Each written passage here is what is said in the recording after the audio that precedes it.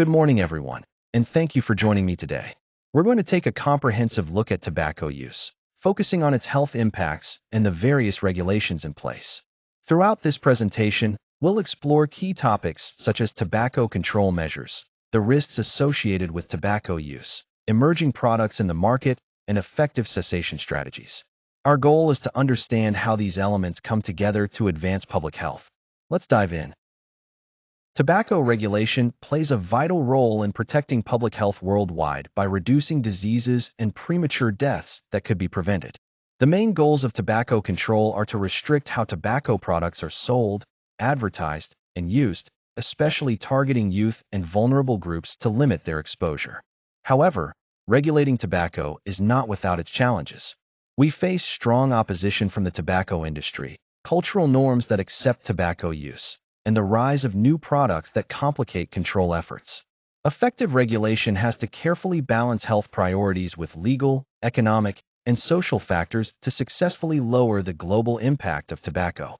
A special emphasis is placed on protecting those most at risk, particularly young people and vulnerable populations, to ensure these measures have the greatest positive effect. Tobacco use has deep roots, originating with indigenous peoples in the Americas long before it became commercially widespread after Columbus's voyages. In the 20th century, tobacco use expanded rapidly across the globe, which eventually led to increased awareness of its health risks. In response, the first tobacco control measures appeared in the 1950s and 60s, including health warnings and restrictions on advertising. Over time, these efforts evolved into modern regulatory frameworks that are much more comprehensive, covering everything from smoking bans in public places to higher taxes, packaging requirements, and strict advertising prohibitions. This progression has been driven largely by mounting scientific evidence about the harms of tobacco and strong public health advocacy. Tobacco use is the leading cause of preventable illness and death worldwide. Each year, it claims over 8 million lives, and countless others live with chronic health conditions caused by tobacco. This not only impacts individuals, but also places a significant burden on healthcare systems, as the cost of treating tobacco-related diseases and the loss of productivity are substantial. Economically, the strain is felt globally, affecting both public and private sectors. That's why reducing tobacco consumption is so important. It can lower the rates of illness and death, improve overall population health, and ease the financial demands on healthcare services. Tobacco smoke contains a complex mix of thousands of harmful substances. Among the most significant are tar, carbon monoxide, and a variety of carcinogens. Tar is particularly damaging because it accumulates in the lungs, causing tissue damage and playing a major role in the development of lung cancer. Carbon monoxide, on the other hand, binds to hemoglobin in the blood, reducing oxygen delivery throughout the body and putting extra strain on the heart and cardiovascular system. The carcinogens present in tobacco smoke are dangerous chemicals that cause mutations in our cells, leading to cancers not only in the lungs, but also in the mouth, throat, and other organs. When we inhale these toxic substances, they trigger inflammation and cellular injury, which significantly increase the risk of chronic health problems over time. Understanding these components helps explain why tobacco smoke is so harmful to nearly every part of the body. Nicotine is the main addictive substance in tobacco. It works by targeting specific receptors in the brain, triggering the release of dopamine, which creates pleasurable sensations and reinforces the habit of using tobacco. This leads to both a physical dependence, where the body craves nicotine, and a psychological habituation, where the behavior becomes ingrained. Because of this dual impact, quitting is incredibly challenging. When someone tries to stop, they often experience withdrawal symptoms like irritability, anxiety, and strong cravings, which can be tough to manage. This cycle of addiction is complex and explains why.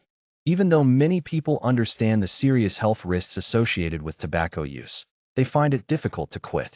That's why comprehensive support and strategies are essential to help individuals overcome nicotine addiction successfully. When we look at the major health effects of tobacco use, the first and most prominent issue is lung cancer. Tobacco consumption is strongly linked to several serious diseases, and it stands as the leading cause of lung cancer worldwide, responsible for the vast majority of cases. Next, Tobacco significantly increases the risk of cardiovascular diseases. This includes heart attacks and strokes, both of which are life-threatening conditions that are much more common among tobacco users. Another critical concern is the development of chronic respiratory conditions. Smokers frequently suffer from diseases like chronic obstructive pulmonary disease, or COPD, which severely impair lung function over time. All these illnesses combined contribute to very high rates of illness and death. This really underscores just how devastating the health impacts of tobacco use can be. E-cigarettes are electronic devices that deliver nicotine by vaporizing a liquid, instead of producing smoke like traditional cigarettes. Their design typically includes a cartridge filled with nicotine-containing liquid, a heating element to vaporize that liquid, and a mouthpiece for inhalation. We've seen their use increase rapidly, especially among young people and those who have previously smoked. This rise has sparked ongoing debates about their safety and their role as a potential harm reduction tool. However, the long-term health effects of e-cigarettes are still not well understood, which makes regulation challenging. As a result, policymakers are working to find balanced approaches that address both the uncertainties and the potential benefits associated with these products. When it comes to quitting smoking, behavioral therapies play a crucial role. Counseling and support groups provide the guidance and encouragement many need to overcome addiction. Alongside these, pharmacological aids such as nicotine replacement therapy, bupropion, and varenicline help manage withdrawal symptoms and reduce cravings. Public policies are another powerful tool. Smoking bans, increased taxes on tobacco products, and widespread media campaigns create an environment that supports quitting. The most effective strategy combines these approaches, addressing both the physical dependence and psychological habits tied to smoking. By integrating these methods, we can build supportive environments that make tobacco use less appealing and support long-term success and cessation.